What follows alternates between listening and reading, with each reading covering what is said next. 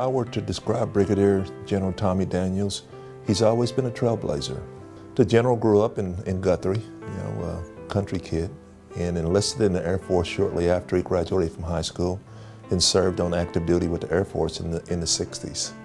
Went to school here at UCO in the late 70s and left here and ended up working at the Pentagon and had a meaningful job and a meaningful assignment there. He served in Vietnam, which was a very tough time for our country, and to be in the military at that time, a young black kid from Guthrie, it wasn't easy.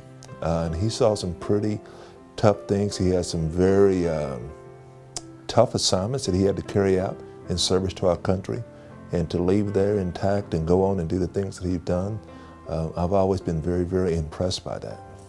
He is one of the first African Americans that I know of that was on KWTV-9. General Daniels was an anchor. I've seen some of his old footage from his time there.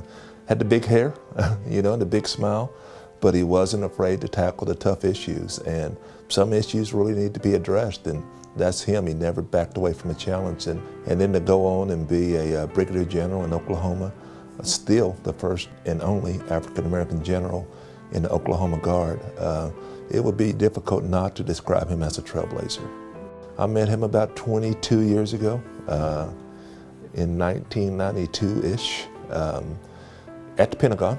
I was a general's aide. I was a captain back then, and the general that I was with, General Daniels, was a colonel back then. General Maynard had told him about me, and so he made it a mission for him to come and talk to me and introduce himself. And he's been a heck of a role model since then, and I've always appreciated that.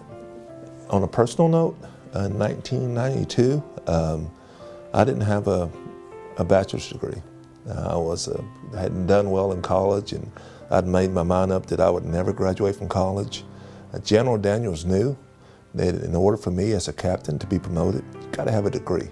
He took me by the hand and took me to Langston University and walked me into the president's office, and he was so supportive and so pushed me.